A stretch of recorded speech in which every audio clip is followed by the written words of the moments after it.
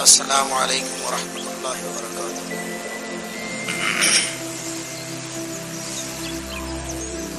الحمد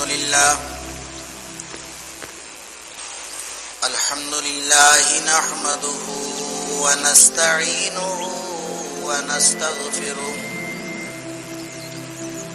ونؤمن به ونتوکل علیہ ونعوذ باللہ من شرور انفسنا ومن سیئات اعمالنا من يهده الله فلا مضل له ومن يضلل فلا هادي له ونشهد أن لا إله إلا الله وحده لا شريك له ونشهد أن محمدا عبده ورسوله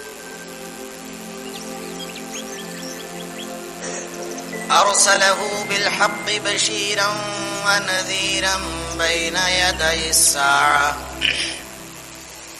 فمن يطع الله ورسوله فقد رشد واهتدى ومن يعص الله ورسوله فقد ضل وغوى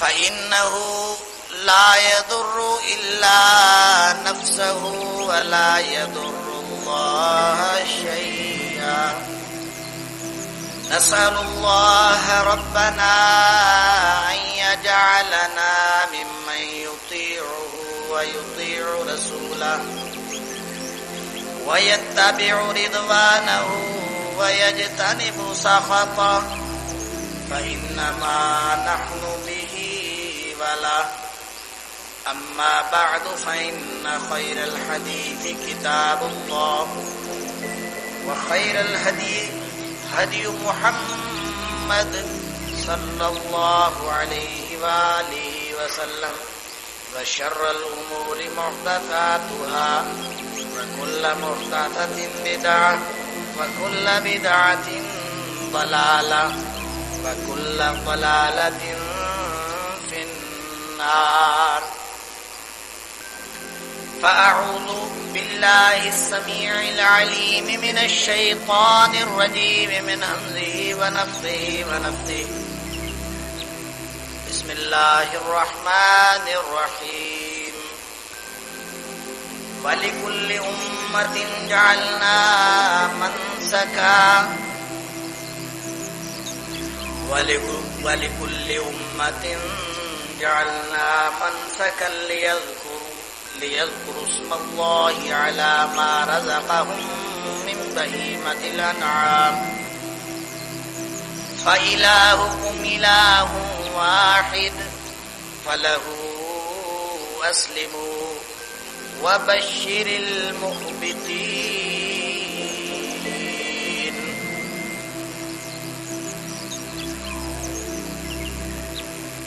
اور ہر امت کے لیے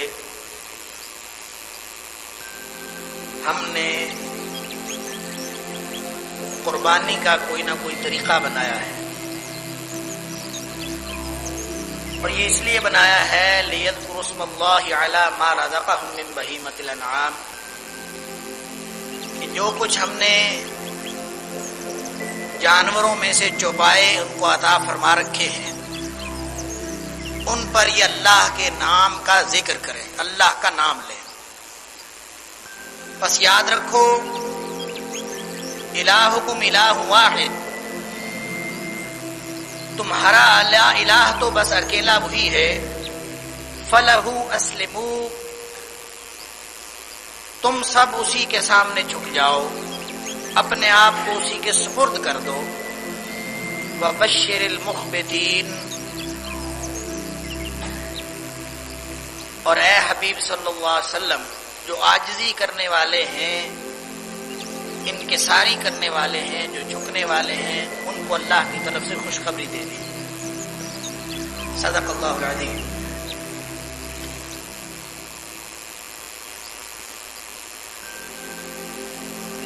آج 22 ذیقعدہ ہے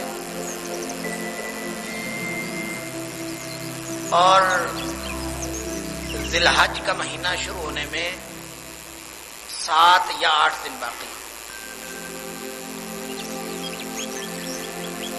اور ذی الحج کے دنوں میں جو سب سے اہم اور نمایاں کام اور نمایاں نیکی ہوتی ہے وہ حج کے علاوہ قربانی۔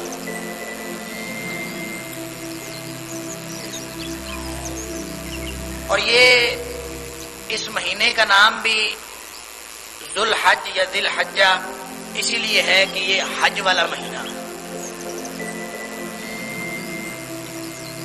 اور خاص طور پہ جو اس کے ابتدائی 10 ایام ہیں، جو 10 دن ہیں شروع والے، 1 ذی الحج سے لے کر 10 ذی الحج تک، ان کی شریعت اسلامیہ کے اندر خصوصی اہمیت ہے۔ سارے دن اللہ کے ہیں،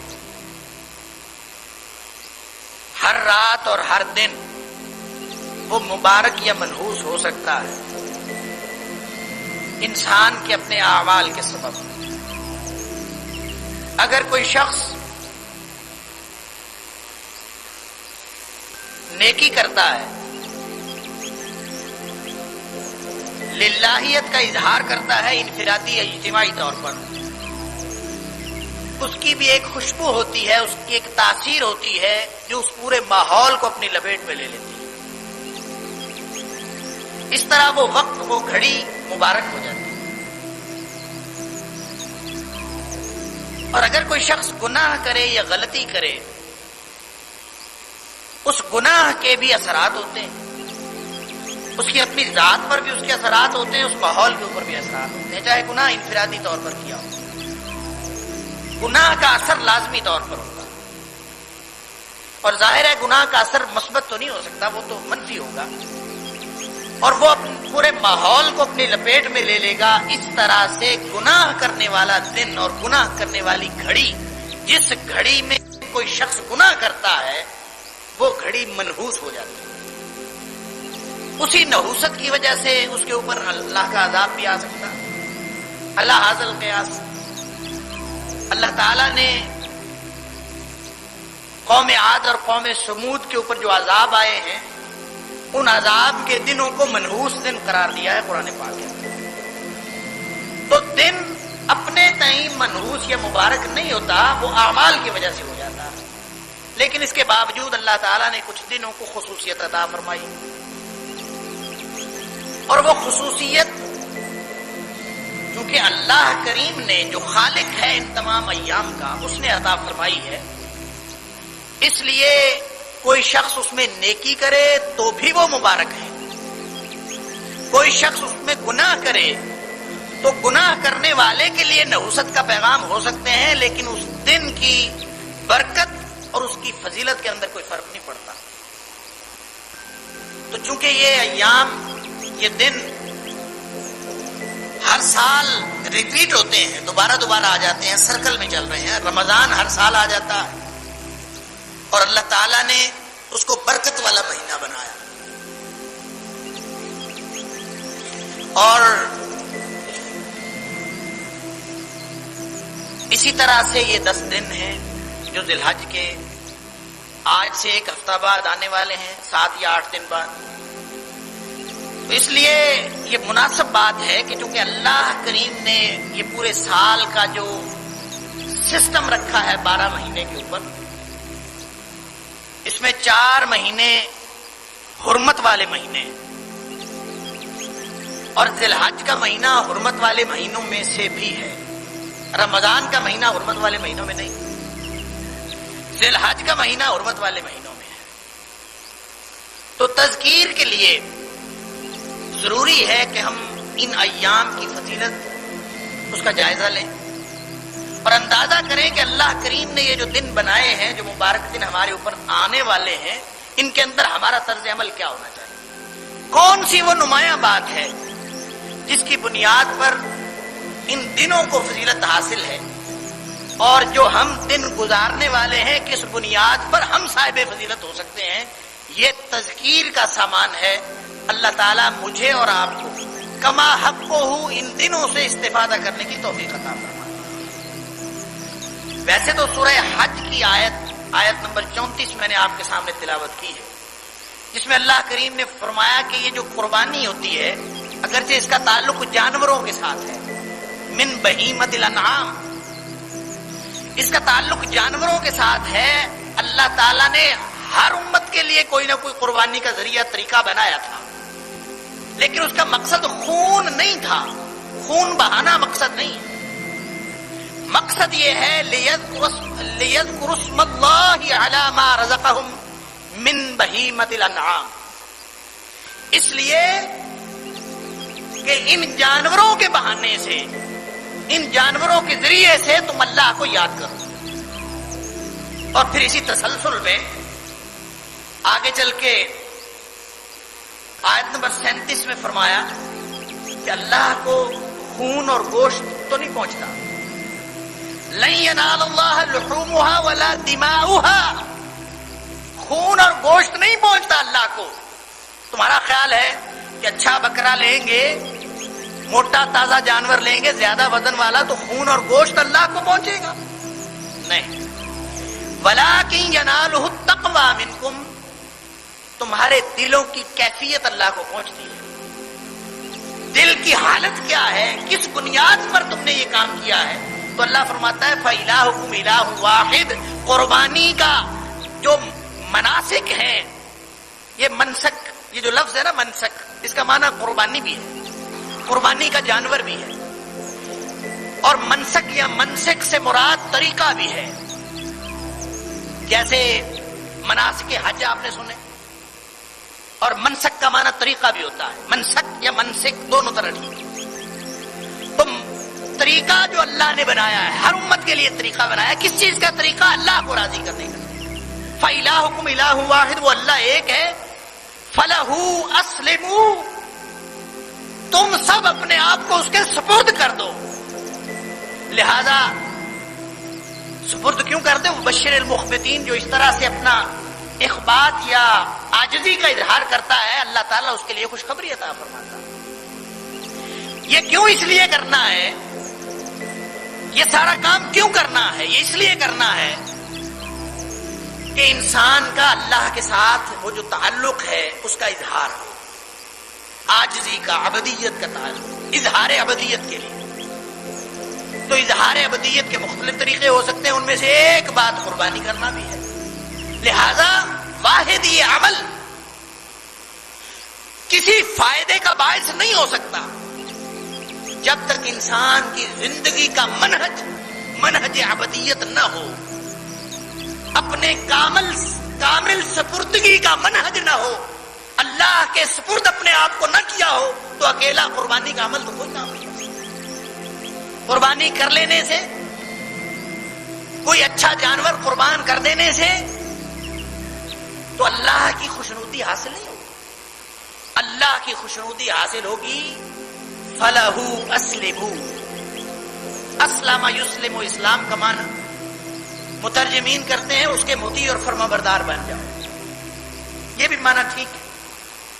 اسلم یسلم، اسلام کا معنی ہوتا ہے اپنے آپ کو سپرد کر دینا۔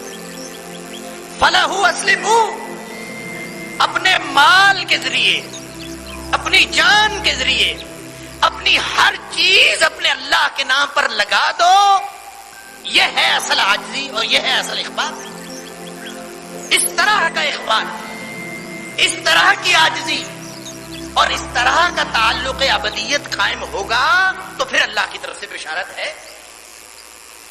اور بلکہ پھر فرمایا کہ وہ اکیلا قربانی کی بات نہیں، الذین اذا ذکر اللہ وجلت قلوبہم، مخبتین کون ہوتے ہیں، عاجزی کرنے والے ہوتے کون ہیں، قربانیاں اللہ کے ہاں قبول ہوتی ہیں۔ فرمایا وہ لوگ ہیں الذین اذا ذکر اللہ وجلت قلوبہم، جب اللہ کا ذکر کیا جاتا ہے تو ان کے دل دہل جاتے ہیں کہ مالک الملک کی بات ہے، جل جلالہ کی بات ہے، ان کے دل دہل جاتے ہیں کہ ہم اللہ کی ناراضگی سے کیسے بچیں اور اپنے اللہ کی رضامندی کیسے حاصل کریں۔ مخبتین وہ ہوتے ہیں جن کے دل دہل جاتے ہیں، دلوں کی کیفیت یہ بنتی ہے، پھر جا کے قربانی قبول ہوتی ہے۔ پھر فرمایا والصابرین علی ما اصابہم، حالات جیسے مرضی ہوں، دنیا میں جو مرضی ان کو پیش آ رہا ہو، ہر طرح کے حالات میں وہ صبر کرنے والے یعنی ڈٹ جانے والے ہوتے ہیں۔ اور صبر کیا ہے، اس کے لیے میں اکثر عرض کیا کرتا ہوں کہ صبر کی لمبی تفصیلات ہیں، اور مختصراً سمجھنے کے لیے یہ کہ صبر اس رویے کا نام ہے کہ انسان ہر عمل اور ہر طرح کے حالات کے نتیجے میں ایک فطری رد عمل رکھتا، اس فطری رد عمل کو اللہ کے حکم کی وجہ سے روک لینا صبر ہے۔ یعنی خوشی ملی تو آپے سے باہر ہو گیا، وہاں پہ آپے سے باہر ہونا یہ بھی بے صبری ہے۔ غم آیا تو اس موقع پر آپے سے باہر ہو گیا، یہ بھی بے صبری ہے۔ تو صبر یہ ہے کہ اپنے آپ کو روک لے، دل کرتا ہے واویلا کرنے کو، دل کرتا ہے شور مچانے کو، اپنے آپ کو روک لیتا ہے، کیوں؟ اللہ کا حکم نہیں ہے، اس لیے اس وجہ سے روک لیتا ہے۔ سمجھ میں بات آئی کہ یہ صبر ہے۔ لہذا کسی مقام پر کوئی کام نہ کرنا صبر ہے، کسی مقام پر کوئی کام کرنا صبر ہے، کسی مقام پر ڈٹ جانا صبر ہے۔ اور اگر کوئی شخص میدان جنگ میں ہو، تصادم کی کیفیت میں ہو، دل چاہتا ہے بڑے دشمن کو دیکھ کر بھاگ جائیں، وہاں دشمن کے سامنے ڈٹ جانا صبر ہے۔ علی ھذا القیاس فرمایا والصابرین علی ما اصابہم، حالات کا شکار نہیں ہو جاتے، اللہ کے سامنے جھکنے والے وہ کبھی حالات کے سمندر میں نہیں بہہ جاتے خسو خاشاک کی طرح، بلکہ وہ ڈٹ جاتے ہیں۔ سیلاب آئیں، آندھیاں چلیں، حالات جتنے مرضی خراب ہوں وہ ڈٹ جاتے ہیں۔ والمقیم الصلاۃ، نمازیں قائم کرتے ہیں۔ یعنی اکیلی قربانی کی بات تو نہیں، جس کی قربانی قبول ہونی ہے والمقیم الصلاۃ، نمازیں قائم کرتے ہیں۔ ومما رزقناہم ينفقون، اکیلی قربانی نہیں کرتے، ساری زندگی اللہ کے دیے ہوئے رزق میں سے خرچ کرتے رہتے ہیں، ان کی قربانی اللہ کے ہاں قبول ہوتی ہے۔ تو بات تو قربانی کی ہے، تو کیا اکیلی قربانی یا حج، یہ دو ہی نمایاں باتیں ہیں جو ذی الحج کے اندر ہوتی ہیں؟ اور اللہ تعالیٰ نے قرآن میں فرمایا، اور یہ حج 9 تاریخ کو ہے جس کو یوم عرفہ کہتے ہیں، اور اس کے بعد جو قربانی ہے یوم النحر جس کو کہتے ہیں، یہ 10 ذی الحج، یہ تو 2 دن ہے۔ لیکن قرآن میں اللہ تعالیٰ نے قسم اٹھائی والفجر ولیال عشر، قسم ہے فجر کی اور 10 راتوں کی قسم ہے۔ اور ان 10 راتوں سے مراد کیا ہے؟ اکثر مفسرین کا خیال یہ ہے کہ ان 10 راتوں سے مراد یہ ذی الحج کے پہلے 10 دن ہیں۔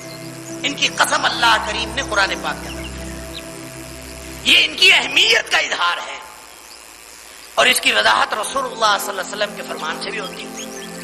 اللہ کے رسول صلی اللہ علیہ وسلم نے فرمایا افضل ایام الدنیا، افضل ایام الدنیا ایام العشر،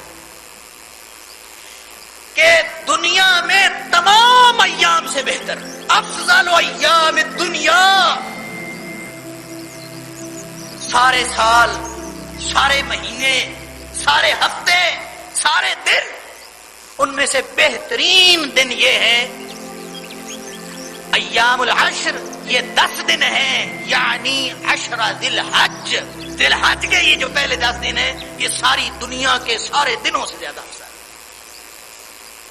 صحابہ حیران رہ گئے، اللہ کے رسول صلی اللہ علیہ وسلم، آج تک تو سنا تھا جہاد میں جانا سب سے زیادہ افضل ہے، اپنی جان قربان کرنا سب سے زیادہ افضل ہے، آپ نے فرمایا جہاد والے دن سے بھی؟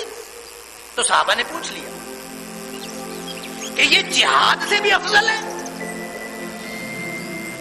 کہ اس سے بہتر دن، یعنی یہ جو افضل ایام الدنیا ہے، تو جہاد فی سبیل اللہ ولل مثل جہاد فی سبیل اللہ، اللہ کے راستے میں جہاد بھی اس طرح کے دن نہیں ہو سکتے، جہاد والے دن بھی؟ رسول اللہ صلی اللہ علیہ وسلم نے فرمایا نہیں، وہ بھی نہیں ہو سکتے۔ اللہ اکبر، वलाकिन अफ़र वजहहु फी तुराब। हाँ, अगर कोई शख्स जिहाद में जाए और अपनी जान ही कुर्बान कर दे, शहीद हो जाए और उसका चेहरा मट्टी से लुथड़ा जाए, फिर तो वो इससे बेहतर हो सकता है, वगरना दिन यही बेहतर है अमल के एतबार से। इसी तरह एक दूसरी रिवायत जो मुस्नद अहमद के अंदर और बुखारी शरीफ के अंदर भी है, उसमें रसूलुल्लाह सल्लल्लाहु अलैहि वसल्लम फरमाया अमल के एतबार से, ये तो अय्याम नौयत के एतबार से फरमाया। तो वहां इसी मजमून की दूसरी बात फरमाया कि इससे बेहतर और दिन कोई नहीं है। मा मिन अय्यामिन अल अमलु फीही अल अमलु सालिहु फीहा अहब्बु इलल्लाह मिन हादिहिल अय्याम। फरमाया कि कोई दिन ऐसे नहीं है जिन दिनों का किया हुआ नेक अमल अल्लाह को इतना पसंद हो जितना इन 10 दिनों में किया हुआ अमल। कोई और दिन नहीं है। सबसे ज्यादा अल्लाह को जो पसंद है अमल किसी शख्स का, अल अमल सालिहु फीहा, नेक अमल, वो इन 10 दिनों का किया हुआ अमल बाकी सारे दिनों के अमल से ज्यादा बेहतर है। इसका मतलब पता है क्या? रमजान में जो अमल करते हैं पता है उसका कितना सवाब मिलता? रमजान में किए हुए अमल का रसूलुल्लाह सल्लल्लाहु अलैहि वसल्लम ने फरमाया कि अमल एक नेकी करता है, एक फर्ज के बराबर सवाब मिलता है।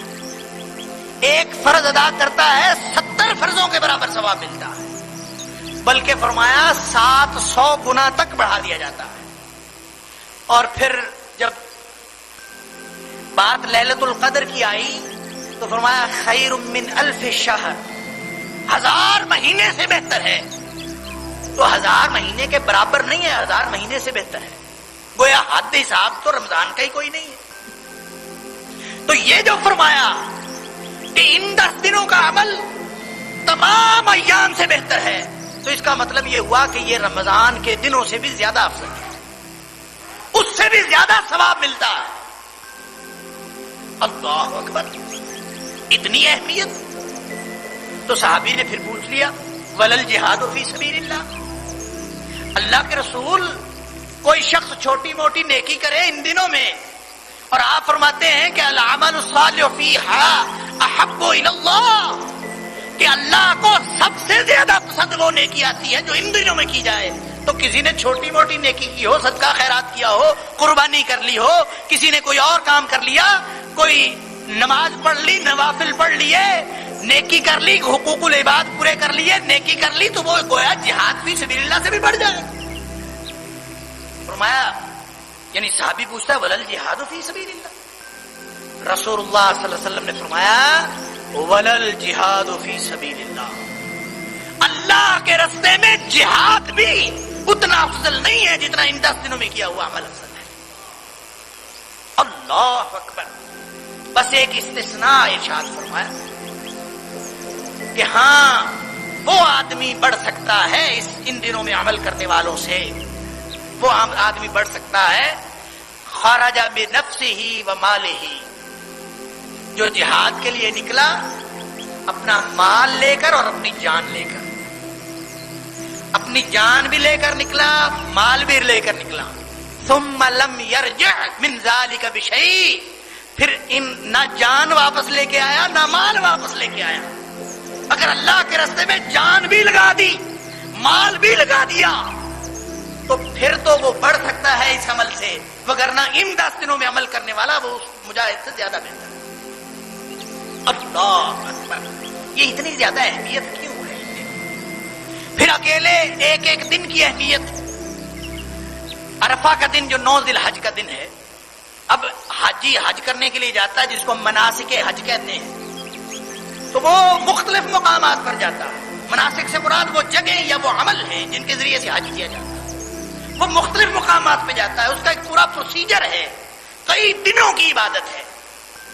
लेकिन फरमाया अल हज्जु अल अरफा, असल हज जो है वो अरफा का दिन है।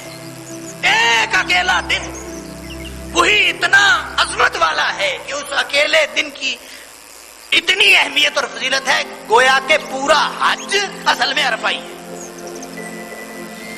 اسی طرح ایک اور حدیث میں فرمایا کہ بہترین دن اعظم ایام اللہ، اللہ کے دنوں میں سب سے بڑے دن وہ دو دن فرمائے، یوم النحر و یوم القر. یوم النحر کہتے ہیں قربانی کے دن کو، جس دن قربانی کی جاتی ہے، اور حاجی کے لیے یہ قربانی والا دن بڑا مشکل ہوتا ہے. اس دن حاجی کو سب سے زیادہ فٹیگ کرنی پڑتی ہے، سب سے زیادہ مشقت کرنی پڑتی ہے 10 ذی الحج. اس کی وجہ یہ ہے کہ اس نے اس دن 4 کام کرنے ہوتے ہیں.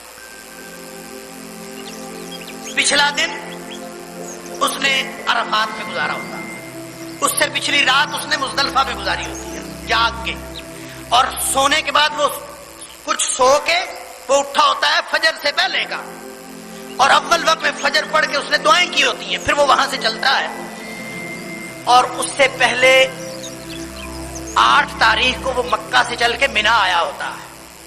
تو گویا اس کی فٹیگ اور مشقت شروع ہو چکی ہے 8 ذی الحج سے. 3 دن سے وہ مشقت میں ہے. گویا اس کی ساری جسمانی صلاحیتیں ماند پڑ چکی ہیں، تھکاوٹ کے آثار نمایاں ہیں. اور عملاً آپ لوگوں میں سے جس کو وہاں جانے کی سعادت حاصل ہوئی، اس نے دیکھا ہوگا کہ قیامت کا منظر ہوتا ہے اس دن اس طرح کہ جس نے بیگ جو اٹھایا ہوتا ہے نا، وہ پھر تھکاوٹ کی وجہ سے اپنی چیزیں کم کرتا، اپنی چیزیں پھینکتا. اور کوئی کمبل اپنے پھینک رہا ہے، کوئی بیگ پھینک رہا ہے، کسی نے چٹائی اٹھائی تھی وہ پھینک رہا ہے، جو چیز اٹھائی تھی اتنا ڈھیر لگا ہوا وہاں چیزوں کا. تو ان لوگوں کو، حاجیوں کو چیزیں پھینکتے ہوئے اگر دیکھیں اللہ اکبر، تو واقعتاً قیامت یاد آ جائے کہ لا تزر وازرۃ وزر اخری. قیامت کے دن کوئی آدمی کسی کا بوجھ نہیں اٹھا سکتا، اپنا بوجھ بھی. اللہ اکبر. اور وہ ہلکا کرتا ہے بوجھ. دنیا میں انسان بوجھ اٹھاتا، قیامت کے دن چاہے گا کہ اس کا بوجھ ہلکا ہو، دنیا میں اٹھاتا ہے.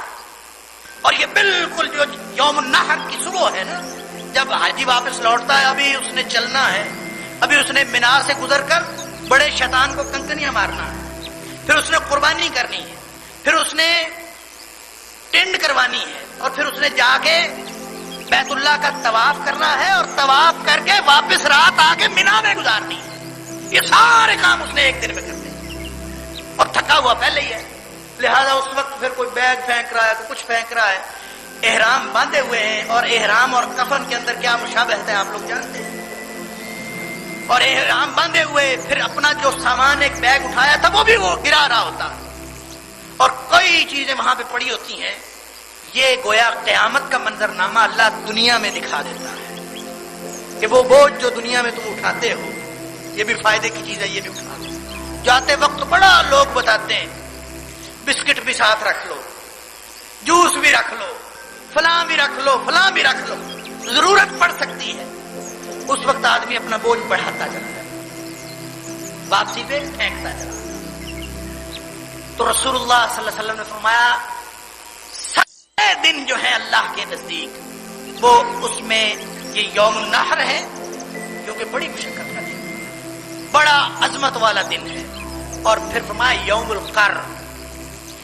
اگر 10ویں تاریخ کو یہ سارے کام حاجی کر کے واپس آ جاتا ہے مینا میں، تو پھر 11ویں تاریخ جو ہے اس نے ٹک کے بیٹھ کے گزارنی مینا میں. بس اس نے جا کے کنکریاں مارنی شیطان کو، اور کوئی کام نہیں. تو وہ گویا قرار کا، بیٹھنے کا، رکنے کا دن ہے. فرمایا وہ دن بھی بڑا. تو یہ سارے دن جس کی فضیلت کی بات ہو رہی ہے، سارے عشرہ اول میں سے ہیں، یہ ذی الحج کے ایام ہے. تو علامہ ابن حجر اسقلانی فتح الباری کے اندر لکھتے ہیں کہ یہ ان 10 دنوں کی اہمیت کیوں ہوئی ہے.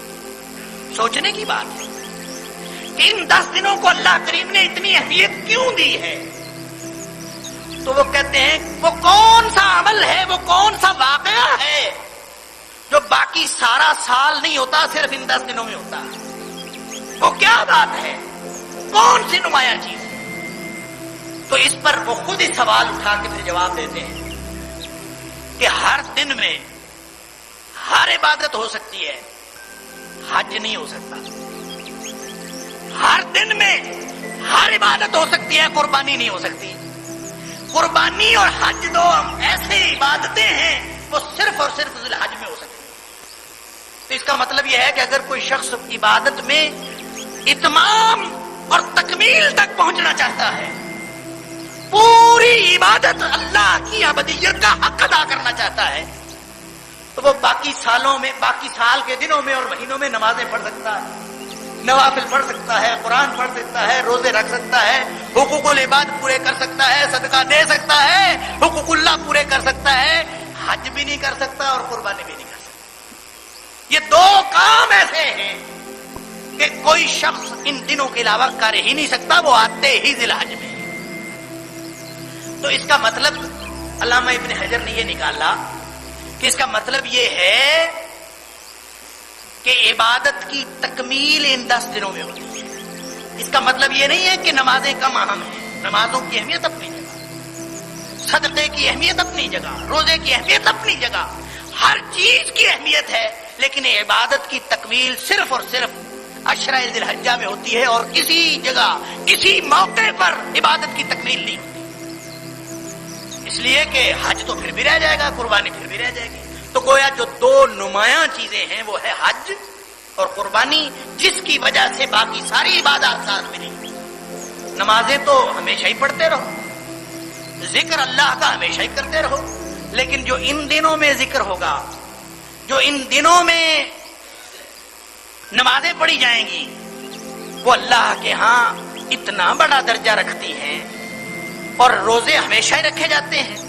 نفلی روزہ رسول اللہ صلی اللہ علیہ وسلم نے فرمایا، بخاری شریف کی حدیث ہے کہ ایک روزہ کوئی شخص اللہ کے لیے رکھ لے نا، ایک روزہ، ما من عبد یصوم یوما فی سبیل اللہ، اللہ کے لیے ایک روزہ کوئی شخص رکھتا ہے، الا بعد اللہ بذلک وجہہ عن النار، اللہ اس کے چہرے کو جہنم سے، جہنم کی آگ سے اتنا دور کر دیتا ہے 70 خریفاً، 70 سال کی مسافت کے برابر.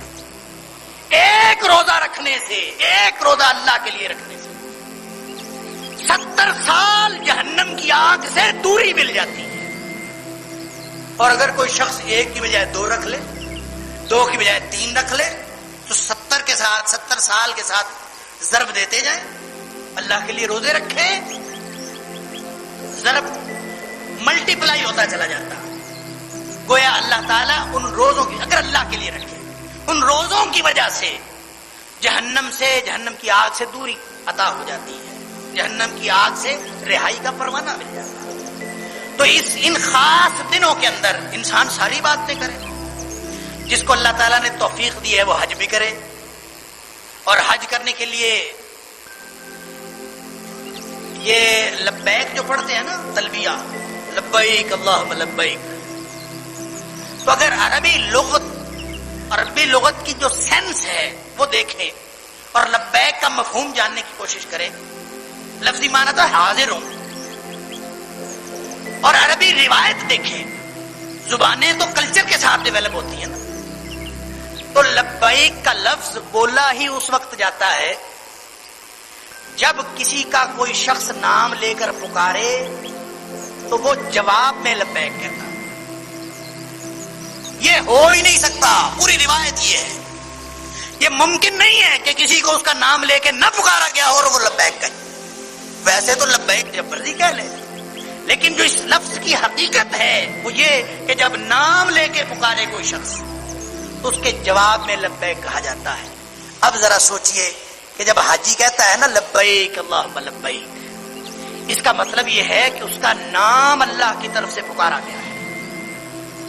اور یہ جو ہمارے پنجابی میں بات بنی ہوئی ہے کہ بلاوا نہیں آیا اور بلاوا آ گیا ہے، یہ بات حقیقت کے قریب معلوم ہوتی ہے. اور صحیح بات ہے کہ اللہ کی طرف سے بلاوا آئے گا اس نام سے تو وہ لبیک کہے گا کہ اللہ لبیک اللہم لبیک، اللہ تو نے مجھے بلایا اور میں حاضر ہو گیا. اور اگر بلایا ہی نہیں اللہ تعالیٰ نے تو بلاتا ہے وہ سب کو بلاتا. حکم تو یہ ہے جس کے پاس استطاعت ہو وہ آئے، لیکن یہ جو استطاعت ہے نا، من استطاع الیہ سبیلا، اس کے راستے میں استطاعت ہو تو وہ آئے۔ استطاعت دو طرح کی ہے، ایک جسم کی جسمانی استطاعت اور دوسری فائنانشلی پیسوں کی استطاعت، خرچ ہو وہاں جانے کو۔ تو ہم جسمانی استطاعت رکھتے ہوئے کچھ تو بدبخت ایسے ہیں، اللہ تعالیٰ معاف فرمائے، کہ جن کے پاس جسمانی استطاعت بھی ہے، مالی استطاعت بھی ہے، لیکن حج کے لیے نہیں جاتے، اور پوچھیں تو کہتا ہے بلاوا ہی نہیں آیا، بلاوا ہی نہیں آیا۔ تو رسول اللہ صلی اللہ علیہ وسلم نے فرمایا کہ جو اس طرح استطاعت رکھنے کے باوجود حج نہیں کرتا، فرمایا اللہ کو کوئی پرواہ نہیں ہے، چاہے وہ یہودی ہو کے مرے چاہے وہ عیسائی ہو کے مرے۔ تو اس کا اللہ کے ساتھ کیا تعلق؟ اللہ کے ساتھ جو تعلق، جو عبادت کا ہم نے وعدہ کیا اللہ سے، وہ تو مکمل پیکج ہے، وہ اجزاء میں نہیں ہے۔ ہم اس طرح نہیں کر سکتے کہ یہ والی عبادت ہم کر لیں گے یہ والی چھوڑ دیں گے، یہ نہیں کر سکتے۔ مکمل پیکج ہے، اس میں نماز بھی ہے، اس میں روزے بھی ہیں، اس میں صدقات بھی ہیں، اس میں حقوق العباد بھی ہیں، اس میں حقوق اللہ بھی ہیں، اس میں حج بھی ہے، اس میں زکات بھی ہے، سارا کچھ کرنا پڑے گا، پھر جا کے مسلمان بنتا ہے، اس کے لیے بشارت ہے۔ اور اگر کوئی شخص کہتا ہے کہ میں ایک کام چھوڑ کے دوسرا پک اینڈ چوز کر لوں، تو اسلام میں پک اینڈ چوز نہیں ہے۔ ادخلوا فی السلم کافہ، مکمل اسلام میں یہ داخل ہو جانا ہے یا خارج ہو جانا۔ اسلام میں داخل ہونے کے بعد کوئی چیز ایسی نہیں۔ تو کچھ تو وہ ہیں جن کے پاس استطاعت ہوتی ہے، پھر بھی بدبختی کا عالم یہ ہے کہ ساری دنیا کے منصوبے چل رہے ہیں، حج ان کے منصوبے میں ہی نہیں ہے۔ تو ایسے لوگ سخت وعید ہے اللہ کے رسول صلی اللہ علیہ وسلم کی طرف سے، اور یہ فرض ہے حج ان کے اوپر۔ اور جو شخص حج نہیں کرتا استطاعت ہونے کے باوجود، پھر اس کا مسلمانوں کے ساتھ تو کوئی تعلق نہیں، پھر وہ یہودی ہو یا عیسائی ہو یا سکھ ہو یا ہندو بن کے مرے، اللہ تعالیٰ کو اس سے کوئی پرواہ نہیں۔ کچھ لوگوں کے پاس جسمانی استطاعت ہوتی ہے، مالی استطاعت نہیں ہوتی، اور وہ ہمیشہ یہ سوچتے رہتے ہیں پیسے جڑیں گے تو میں حج کے لیے جاؤں۔ تو میں پہلے بھی ایک دفعہ عرض کر چکا ہوں تذکیر کے لیے کہ یہ جو پیسے ہیں نا، اس کا تعلق انسان کے جوڑ جمع کرنے سے نہیں ہے، اس کا تعلق اللہ کی عطا سے ہے۔ مال تو وہ دیتا ہے نا۔ یہ ممکن نہیں ہے کہ کوئی شخص حج کی نیت کر کے پیسے جوڑ جمع کرنا شروع کرے اور اللہ تعالیٰ اس کے پیسے پورے نہ کرے، یہ ممکن نہیں ہے۔ آپ کے اندر جتنی استطاعت ہے آپ اس کے مطابق شروع کریں، چاہے آپ 1 روپیہ رکھ سکتے ہیں ہر مہینے میں، یا 10 روپے رکھ سکتے ہیں، جتنی بچت کر کے آپ حج کے لیے رکھ سکتے ہیں۔ آپ پلاننگ تو کریں، منصوبہ بندی کریں، اس کو تکمیل پر پہنچانا اللہ کا کام ہے، وہ آپ کا کام نہیں۔ اللہ پہنچاتا۔ میں نے جب حج نہیں کیا ہوا تھا تو میں ایک دفعہ اپنے بھائی کو وصول کرنے کے لیے، اس کا استقبال کرنے کے لیے ایئرپورٹ پہ تھا، وہ حج کر کے واپس آ گئے۔ تو ہم وہاں کھڑے تھے تو میرے ایک استاد وہ بھی وہاں پہ آ گئے، وہ بھی اپنے کسی عزیز کو لینے کے لیے آئے ہوئے تھے۔ تو انہوں نے مجھ سے پوچھا کہ حماد تو نے حج کیا ہوا ہے؟ ہم انتظار میں کھڑے تھے ایسے، تو مجھے کہتے ہیں آپ نے حج کیا ہوا؟ میں نے کہا نہیں، میں نے حج نہیں کیا۔ مجھے کہتے ہیں فوراً نیت کرو کہ تم اگلے سال حج پہ جاؤ گے، فوراً نیت کرو۔ تو میں نے کہا، کہتے ہیں کہ لوگ سمجھتے ہیں کہ حج کا تعلق پیسوں کے ساتھ ہے، اس کا تعلق پیسوں کے ساتھ نہیں ہے، نیت کے ساتھ ہے۔